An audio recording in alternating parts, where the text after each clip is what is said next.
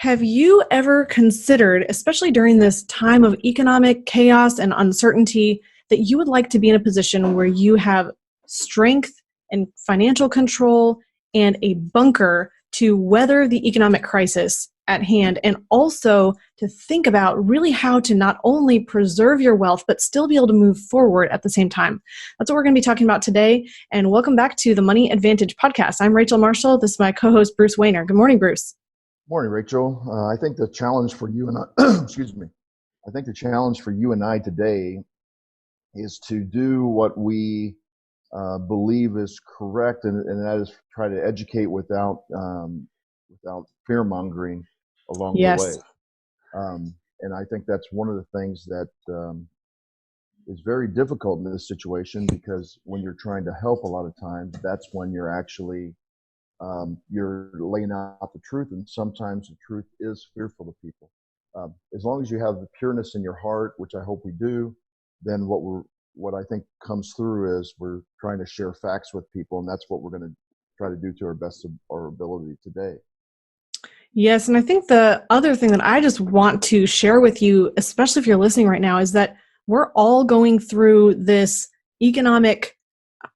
unprecedented time together. And we certainly are wanting to be able to share our experience and be able to be in a position of helping and serving you. And I truly feel that it would be a disservice if we just stepped off the scene and said, well, there's too much going on right now, we're not going to be able to serve people. I mean, really, we need to be able to be in a position of reaching out and providing that life preserver, providing that rope, that hope, that certainty, that security as much as possible. I think it's so much more needed now than ever.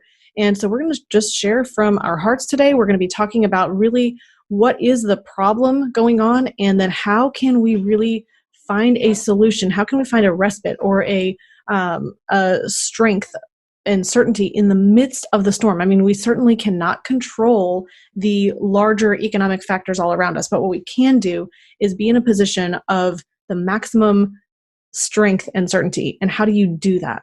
So, Bruce, let's go ahead and first, I just want to ask you, if you're listening, before we jump into this, if you're in a position where you don't want to lose money, you want to anchor your financial position. I mean, think about if you're climbing a mountain and you're on your way to building some wealth, whether that means for you building cash flowing assets, whether it means having a certain dollar amount of net worth, whatever building wealth means to you. If you're on this journey towards a mountaintop or towards that destination, what we want to be able to do during this time is really be able to stake that anchor, and like a belay anchor, and not slip backwards as we are building wealth and creating wealth. And I think so many times we can think, well, if we're not moving forward, then we're not doing anything. But really what we want to do is at this time, make sure that we stake our position and not slip backwards. So today we're going to talk about protecting and preserving your wealth so you can create wealth regardless of the economic situation, the global economic turmoil around you. So that's what we're going to be talking about moving forward. But more importantly than moving forward right now is just preserving our position, not slipping backwards. So Bruce, let's talk first about what actually is going on in the economic world, and how can we think about the events of our time in a healthy way? Yeah, it's difficult to put things in context when you're just talking about the economic world, which in the United States we think it's a free market or capitalist type of situation, but I think that line's been blurred a long time ago. So we're going to probably have to bring in a little bit of government policy here. But U.S. retail sales plummeted 8.7% in March, and this is a record drop as the viral outbreak closed down thousands of stores and shoppers stayed home. Now, this is what I'm talking about. Did the virus actually close down all these shops? In an indirect sense, yes, but government interaction actually is what closed down these shops. Mm-hmm. Yes, it was because of the virus, and they were saying this is for the greater good, but that greater good, and this isn't a conspiracy theory or anything, but what is the greater good? some people that I'm close to say when I start talking like this, it seems like I don't have a heart. It's like, well, aren't you trying to save people's lives? There's always unintended consequences.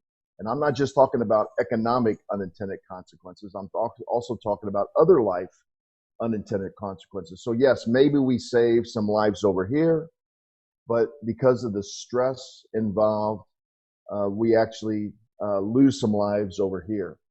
And honestly, Bruce, I mean, I even hear this specifically with regards to children who are on the autism spectrum and whose parents are really, really struggling. And just especially because those children need some semblance of routines and certainty, and they thrive on being able to have that social interaction.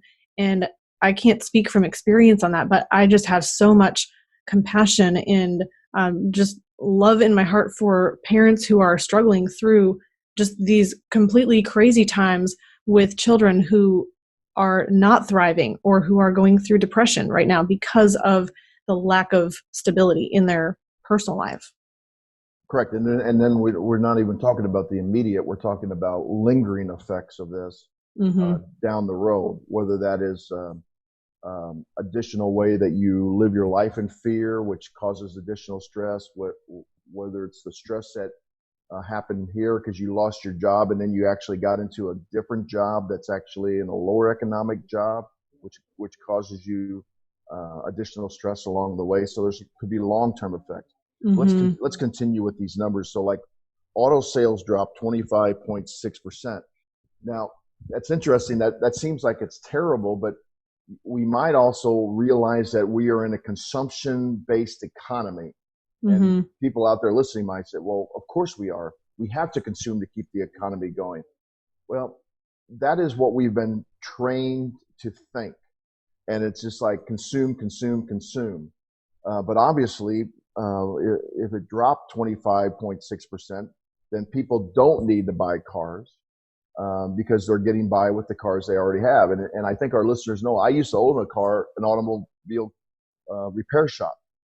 And I know the psyche of people when it comes to their cars. It's interesting. You could tell somebody, okay, this is to repair your car. It's going to be $800. And the person says, well, that's not worth it. I'm just going to go buy a new car. And all of a sudden they buy a new car. They inherit a nice big monthly payment of $300 or $400. Plus they have taxes on the car, which at 8% on a $10,000 car is $800. What it would have been to repair the car to begin with. And so it wasn't the 800 wasn't worth it. It was that the 800 wasn't worth it for that that stigma and that reputation that particular car was giving you, right? Well, that or sometimes people just get to the point where they say, I deserve it. I've worked hard. I deserve this for them without looking at the long-term consequences. So, and then finally though, online sales, here's the good part. I'm sorry, one more bad numbers. While clothing stores sales collapsed by 50.5%. So there's another example of consumption. People purchasing large amounts of clothing just to purchase large amounts of clothing. And Bruce, since we're live right now, I'm going to ask a question, and I would love if you are listening right now to share just how this economic crisis has impacted you personally, whether you are in a position where you've lost income or whether you are spending less, whether you're saving more, what your outlook is for the future. And I don't know if maybe that's too broad of a question, but I would love to hear how these numbers that Bruce is sharing maybe have impacted you personally. And then the couple of good numbers are grocery store sales have actually jumped 26%, which is a tremendously large number. Now, there's a couple of reasons for that. People are actually cooking at home more because a lot of people say, oh, they're just stocking up. Yes, there is some stocking up incidences where people are over consuming just to stock up. But also restaurant sales are way down. I couldn't find the actual restaurant sales numbers, but obviously, anecdotally, we know restaurant sales are way down.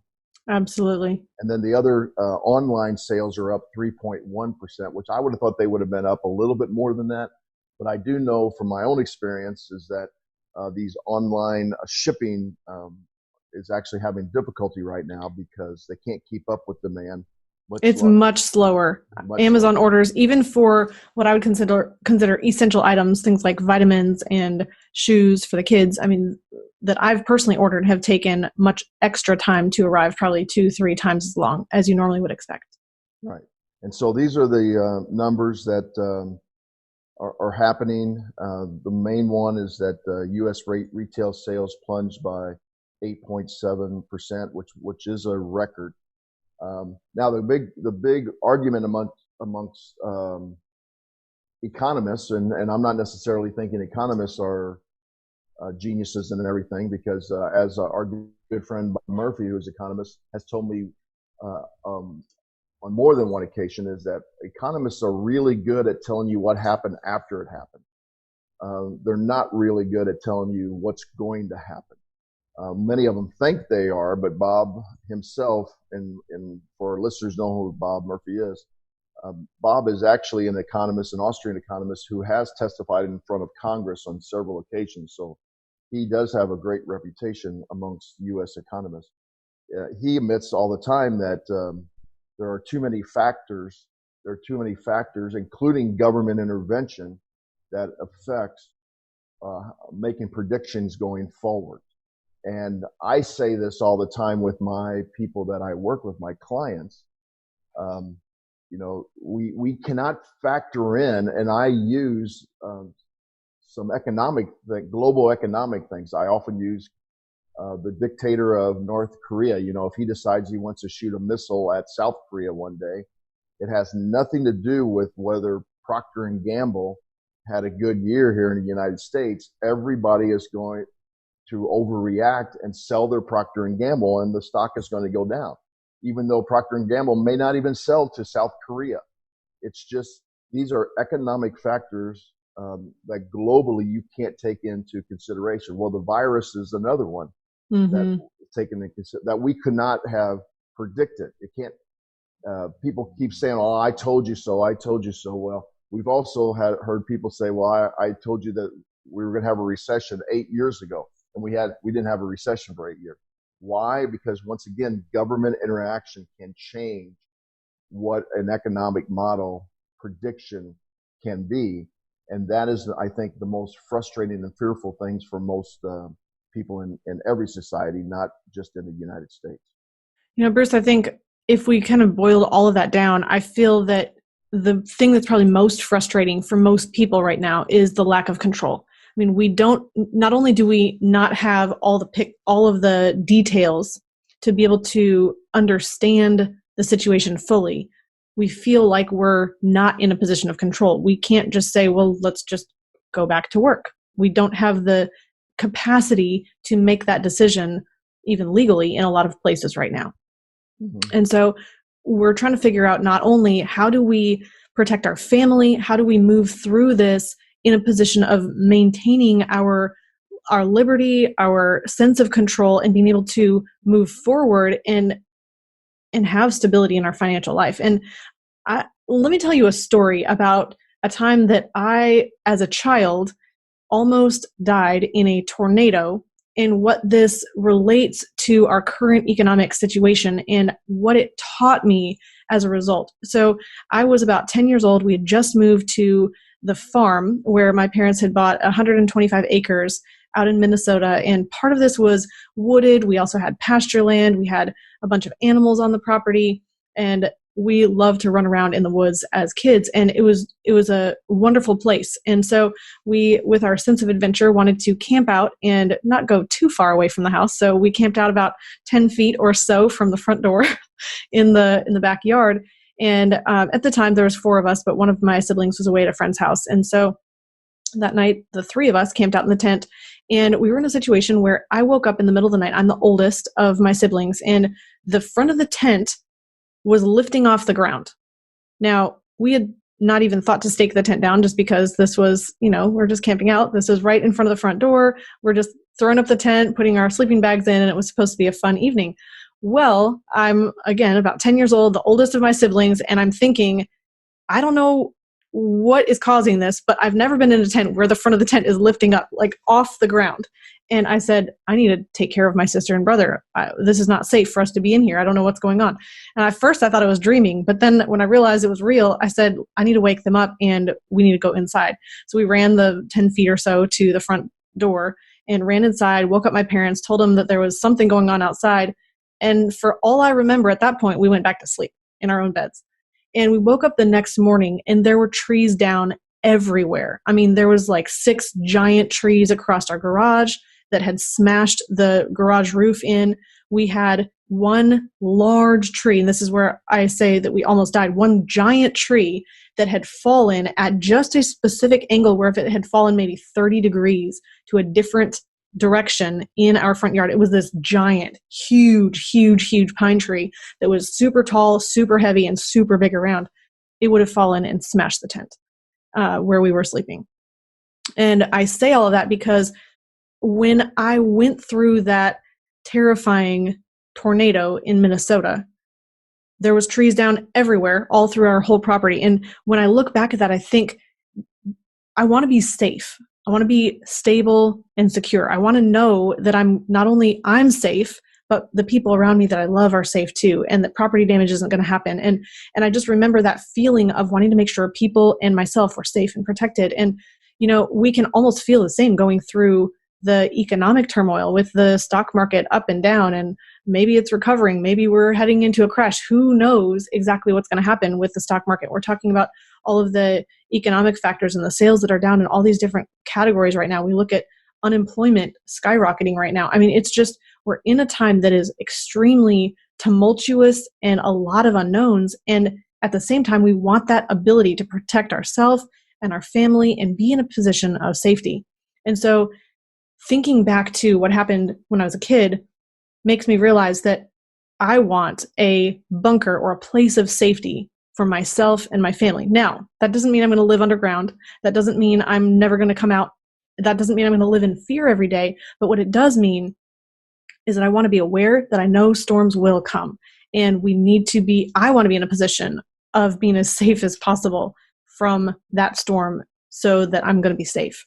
And so when we think about this in our financial life, I mean, Bruce, if I had to articulate what the problem is today, I would say that it's all of these factors outside of ourselves that we can't control, that seem like they're chaotic and uncertain and really messy, and trying to figure out how do I live my own financial life and make sure this boat that I'm in personally doesn't capsize. I mean, I don't know if you have a different perspective on that, but I feel like that's the main problem that most people are facing right now.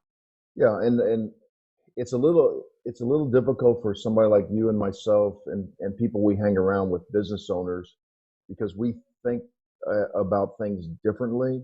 In other words, we think, well, let's figure out how we can make this better, and so that we don't have to go through this again. And that's about efficiency of processes. It's about where we store our money, so that we don't have to feel this lack of control. But the problem with that, Rachel, is that most Americans don't think entrepreneurially. It's very interesting. They want control over their own lives, but they give up control to other people, whether it's a boss or whether it's a corporation they work for, or the big one now is our governments. Mm-hmm. And what's interesting is it's a mindset, because think about this all the time. People in a corporate position, they say, well, my boss is doing this to me, or my corporation is doing this to me. I don't deserve this. I deserve this. Well, you deserve whatever you're actually taking. So if you're taking it from a person, then in my opinion, you deserve it. There's nobody's handcuffed you to a position, to a job. And once again, that people that know me say that sounds really harsh, Bruce. You don't have a heart. And I say to them, no, well, I actually do have a heart, because when I'm trying to empower people to get out of that position, to go do and be in a position that they want to be in, that they are in control of, instead of having someone else control them. In a lot of cases, it's their boss, and then it's the corporation. Um, and then ultimately those corporations are now more and more being controlled by a government. And this is what people, if they really step back, they really step back and take it in and feel like what's going on is actually a control by the government, because anybody that gives you something has control over you. I think that's powerful, Bruce. I was going to make a really good point here. Think about this all the time. When you're given a gift, the bigger the gift, the more you feel obligated to thank the person or return a gift to that person the next opportunity you have to show that person the appreciation. Mm-hmm. You're giving a gift of a handout from a government, which is really just a redistribution of our taxes. When you're giving that, and going further into debt, if you really want to be honest. Yeah. Then you are actually have this feeling inside that you are not in control, because just like a lot of people won't even accept really nice gifts from people. Oh, I can't accept that because it's too nice. It's not because they don't want the gift. They know now that in a weird way, that person actually controls a part of them, even if they don't mean to control it, mm-hmm. Control them. And so that's what I'm saying about the government's unintended consequences too. Even if the government's not sitting in some office in Washington, D.C. saying, oh, we're going to do this. This is a conspiracy theorist that say there's some dark state that's trying to control us. I'm not saying that. What I'm saying is that we don't realize the unintended consequences of a central government giving out things to us is actually the same thing as a really huge gift that's your next door neighbor gives you. And you feel like, oh, I'm not in control. I can't act the normal way against my neighbor now because they've actually given me something. Mm-hmm. And that is where people get the angst of lack of control. I think a lot of this goes without us even realizing it. I mean, you started this whole thing about talking that when we have an entrepreneurial mindset and we're thinking differently about how we can be in a position of control, I think often we give up control without even realizing it. I don't even think it's something that's normal for most people to think about. I'm in control or I'm not in control. But what we crave, I think, in the center of our being is this ability to say who we are, know who we are, and be able to have the means to do what we want to do. And when you really think about what that means, I mean, even a small child, my almost 11-month-old baby, she knows that she wants to be able to move freely and do what she wants to do. She wants to grab something out of the container, my hairdryer, and pull on it. It doesn't come when she wants to pull it. And so she cries about that. She gets angry. She almost looks like she's throwing a little fit. She's not even a year yet. But when I see that, I realize that we all have that in the core of our being. We want to be able to exercise our will on the nature, the elements around us. And when it doesn't do what we want it to do, it's really frustrating because we don't have that control and that sense of autonomy. That was the word I was looking for, autonomy.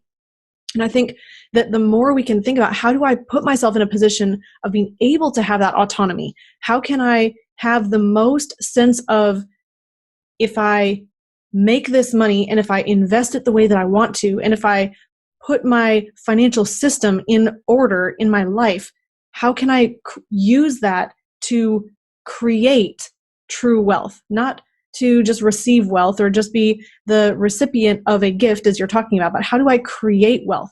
And it's different when you're just given something versus when you own it and you develop your skill set and your knowledge and your abilities, and you create yourself into that vehicle that's able to cause that to come to fruition. And really, that's what we want for you. If you're listening, we want you to be able to create wealth in the midst of economic turmoil. And what does that actually mean? That means being able to exert your intention, your force, your decision, your will on something and cause it to happen, which means if I want to create wealth, then I'm going to figure out how to do that and be in a position of control. And really, this is the opposite of just waiting for a Band-Aid or a short-term fix or some shortcut handout right now that, yes, there's the paycheck protection program, and yes, there's the EIDL, and yes, there's the unemployment, and yes, there's the checks, the stimulus checks coming from the government. And yes, there's a lot of these short-term pieces that can help us patch through a rough time, but that's not the same thing as being in control with a system that works, where you know that when you make a decision in your financial life, that you are causing what you want to happen. And the only way you can be in a position of that autonomy is to be able to have some sort of a bunker. And what do I mean by a bunker? So when I was in that tornado as a child, the only thing I wanted was to be safe. Now, we had the closest thing to a bunker, which is a basement, and you can go into the basement and you can be safe as much as possible from trees falling on the house or from the roof being ripped off a house. Thankfully, I've never been through that. But I have been through multiple tornadoes where we've looked outside of the little window in our bunker of the basement and seen the the swings going completely sideways. And the sky is like this black and purple and green color. I've been in a position where I was babysitting and I saw the trees swaying overhead and I said, this weather is not good. And I picked up the sleeping baby out of the crib upstairs, carried them down 2 flights of stairs to the bunker of the basement. And I was in a position where then I heard the tree crack overhead and it punctured the room right next to him as he would have been in that room sleeping. And just thinking through those things, the bunker or this place of safety is not only something that protects us from the storm, it's somewhere that we want to be able to have that autonomy and sense of control and be able to protect the people that we love. And so financially, what does that mean? It means being in a position and a place of having reserves, of having cash that you can access and get to and use, and having guarantees so that your money is not going to drop in value. So if you are at the mercy of the stock market rising and falling and you're putting your money into a mutual fund, or you're in any position where you're connected to the stock market right now, in your 401k, it might be in your IRA, it could be in any fund somewhere, and you're watching your money go up and down and you're saying, oh my goodness, I feel like I'm in the back seat of this car. I'm not driving and I don't know if I can get out. And everyone says, well, just stay in for the long haul. Hopefully it's going to work itself out and hopefully you're going to have more money in the end and hopefully you'll still be able to retire on schedule. That's not a position of autonomy. That's not a position of safety and security. And there's just a lot of unknown and frustration and angst that can come with that. And the way to prevent that then is to be in a position where you are in the driver's seat. And I would say being in the driver's seat really has to do with having this bunker or this war chest, this warehouse of wealth, this pool of cash and capital and reserves that I can lean back on. And I can say, if I'm going through an emergency, I have cash to cover that. If I walk through a crisis, I have cash that can cover that. I walk through a position where now there's opportunities or investments that I want to make. I have cash that I can cover that. And so when we think about really what does a financial bunker mean, it means being in a position where I know there's guarantees, there's safety, I can get to that money, and it's not going to drop in value. I have cash that I can cover these things. And I think the one reason why people don't want to go into that position of, well, I don't want to hide out in the bunker, I don't want to go in the cellar or the basement, I don't want to stay there and live there, is because we think, well, how are we going to move forward? How are we still going to accomplish our financial goals? How are we going to achieve wealth? I mean, just keeping your money and protecting and preserving and holding on for dear life, that's not a position of creating wealth. However, when you do have that security and safety, it gives you then the peace of mind to be able to say, now what financial decisions can I make to advance and to move forward? What investments do I want to make to be able to move forward? And so that's why protection really is so important and so much a precursor. It comes before investing, having that protection and safety. Yes, and we can go in so many directions here. The other thing I would say is that you would want that bunker to, when it does grow in value, you would like it to grow in value the most efficient way, and that would be tax-free. Mm-hmm. Because, we just, with this economic stimulus package, we just added $2.2 trillion to the balance sheet, and there's estimates that they're going to add another $2 trillion to the balance sheet. And What people don't realize is that through this process, and through quantitative easing that is starting again, and quantitative easing is the injection of money into our banking system. So the Federal Reserve actually purchases assets like mortgage-backed securities or treasuries from their commercial banks that are stockholders in the Federal Reserve. So that puts more money into the system, which is what is happening right now, because the SBA is actually giving out these loans right now. And then some people say, yeah, but they're backed by the government. Well, no, they're backed by taxpayers. And I can't emphasize that enough, is when all this money is, governments have no money. Governments only have the ability to tax. And what I think the moral question here is that not only are they doing it right now without the taxpayers' permission individually or collectively, but they're doing it without the permission of taxpayers that aren't even born yet, because those taxpayers, children that aren't even born yet are going to be inheriting this. So it's not only that they're not taking a vote on the tax, and so everybody from 0 to 17 can't vote. So even if they were voting on this, that population can't have a say. But this is getting so large that it's going to be actually in the backs of unborn people right now. And how can that be sustained morally? I don't understand this lack of knowledge by people. And then when we get back I think, and I mean, again, I would just say, I don't think it's necessarily a chosen lack of knowledge. We just haven't been given maybe the questions to ask ourselves to consider where the money is coming from and the long-term impacts. I think sometimes it can be very easy to see the short-term impact that feels good, and we let our brain stop there and we don't challenge it to think through the question that you're asking, Bruce. Where is this money coming from? And how is it going to impact not only me 20 years from now, but my kids and my kids' kids? Yeah, and that's, I mean, we can get into all kinds of things like the erosion of the family, not talking about this over dinner in the evening, having regular conversations, to have your children start thinking about this. And of course, then now those people have actually grown up to have children, and they weren't actually taught how to do that at the dinner table. So now that process is actually of critical thinking has actually gone completely away.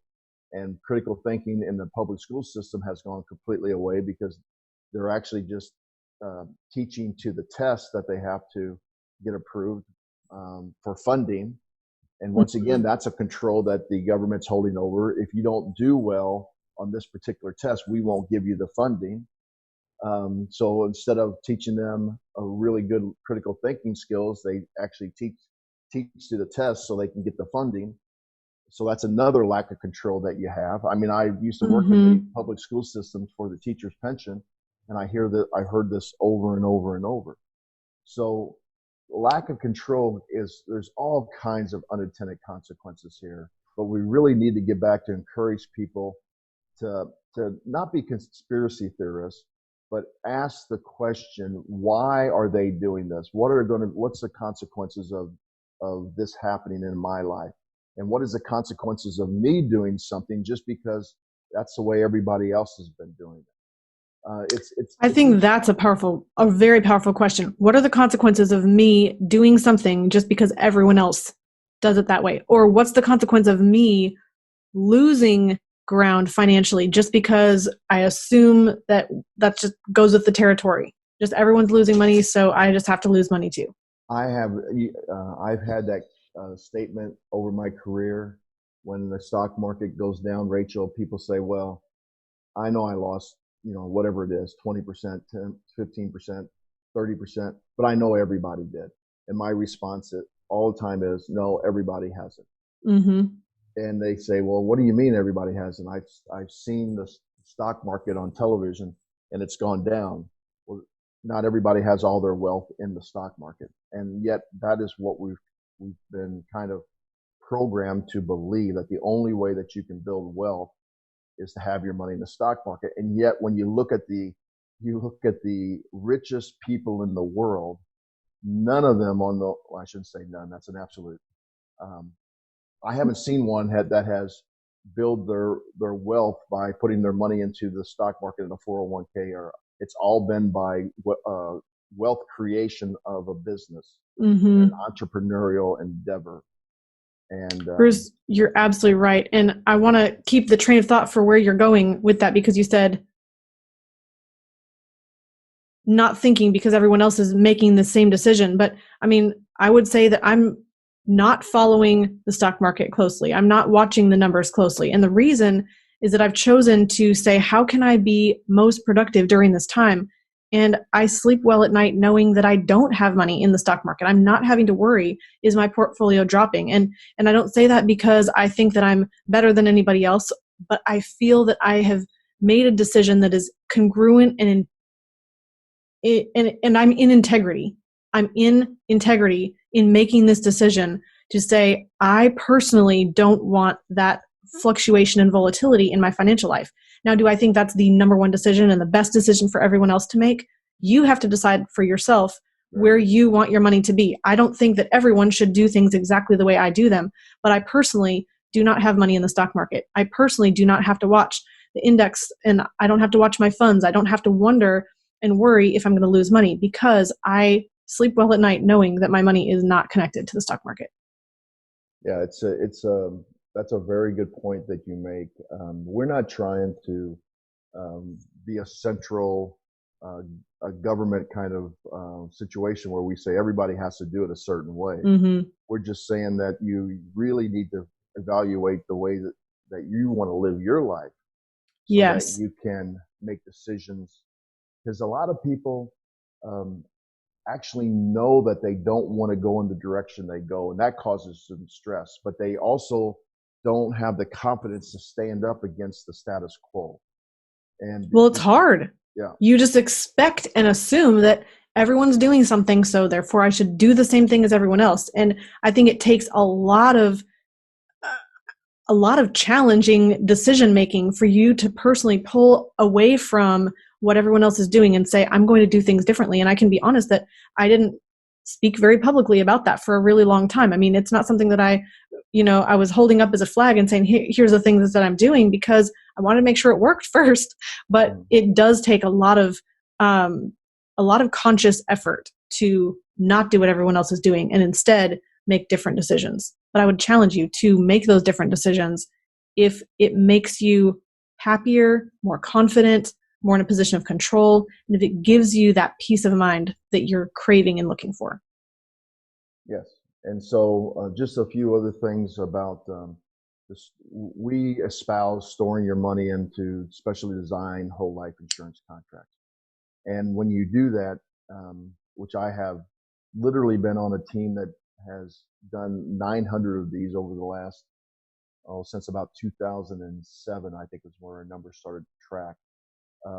People have come up to me because they know I'm an investment advisor during this hard time, and they say, "Boy, I bet you're in turmoil and you're working all day and you're trying to assure people." And I'm like, no, actually, it hasn't been that bad, because actually people are realizing some of the sound money things that we talk about, having guarantees, having your money accessible, using alternative investments rather than just the stock market. Now, we do have people that are in the stock market, but they're in the stock market in a comfortable position with a certain percentage of their wealth that they're comfortable with.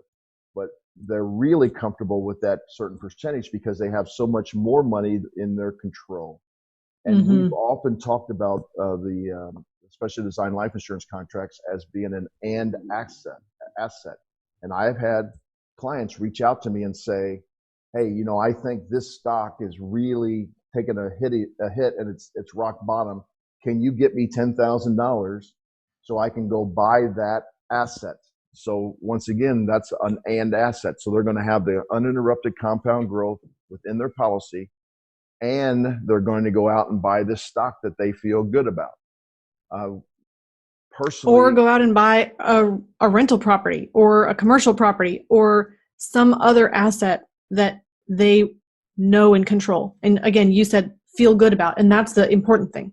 Correct. I was just trying to relate that to an asset that would be on sale right now. Still right now, real estate has not taken a hit. I'm not saying it's not going to, but most people are looking at pulling money out of their loan against their policy to buy more stock. And if people know about investments, that's not unlike a margin account with an investment firm. It's very similar, except you get with the life insurance, you get uninterrupted compound growth. The other thing that I've had many of my business owner clients who have actually accessed their cash value through a loan to actually help keep employees on, to actually help with inventory at this time, to actually help with accounts payable at this time. And they are very, very thankful that they have this money available. And it's not unlike human nature. People say, well, I could do the same thing in a bank, or I could do the same thing in my mattress. What we've talked about on this show and many a times, financial institutions and life insurance companies are no different. They want to get your money systematically. They want to hold it for as long a period of time as possible. They want to trickle back as the least amount of money to you, and they want to do that over as long a period of time as possible. All financial institutions want to do that. Why? Because it benefits them. Right. Okay. Now, then you have to decide whether the benefits of what they're offering to you benefits you too, because it has to be a win-win situation or they wouldn't be in business. So, one of the nice things about specially designed life insurance is that you can make a systematic deposit to your privatized bank coming out of your checking account every month. And that actually systematizes your savings. Where I have a lot of people say to me, well, yeah, I just transfer $500 from my checking account to my savings every month. And then I say, well, if that's happening, why do you only have $2,000 in your savings account right now? And I just have to point out this to people. And they say, well, then I transferred back because I want to go buy this, or I transferred back because I want to go buy this. And it's just human nature. Nelson Nash talked about this all the time when he was alive. It's called the arrival syndrome. You think you have arrived at the answer, so you're like, okay, I don't have to have any good habits anymore. I can just take this money and go do something else with it. So having that systematic way to save money is actually a benefit for our clients right now that have money to actually use in an opportunity or in an emergency fund that we talk about all the time.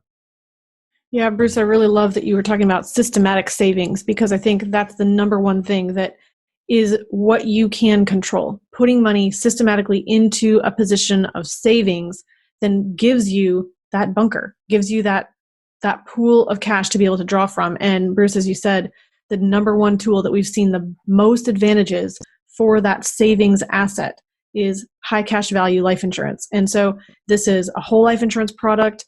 It's with a mutual company. It pays dividends. And the most important thing is that it gives you safety, that it's not going to drop in value. It's not correlated with the stock market at all. Your cash value that you have does not lose value. It doesn't deplete unless you draw against it or take money out. It does not fluctuate in value. And then you have access because you can take a loan against that policy. You can even take a withdrawal and you have access to that cash value. And then you are also growing that money with compound interest, and it continues growing even when you borrow against it. So that's why it's an and asset. It still continues to grow even when you use that money in another asset, maybe another investment, or you use it for an emergency. Over here, you're still growing your money. All of your cash value is still continuing to grow here. And so that allows you to then have uninterrupted compound growth, which then moves you forward even during times of hardship. So this is just the number one tool that we've seen to be able to create that bunker or that war chest, this safe harbor, if you will, this place where you can keep your cash and keep it growing for you. And you're not just hanging on for dear life and not moving backwards, you're still able to advance your wealth and move forward and continue to create cash flow and build assets and wealth as well, even during hardship. So it's absolutely possible to be able to have the best of both worlds. It just requires a change of the way that we think about money, and first starting by valuing ourselves and putting ourselves in that position of control. So today, if you are wanting to get a financial bunker to weather this economic crisis or ones that might come in the future, or you just have questions about what we've talked about today, I would encourage you to go to privatizebankingsecrets.com. We have a free resource and a guide for helping you understand what privatized banking is all about. We also have the Privatized Banking Secrets course that's available at that same website. And then we also have the ability to talk with our advisors and be in a position where you can figure out exactly what you need to do to be able to move into this position of control. Bruce, I'm hearing a little bit of feedback. I hope that I'm not cutting out too bad here and that everyone can still hear. But what would you like to share in closing as we wrap up today?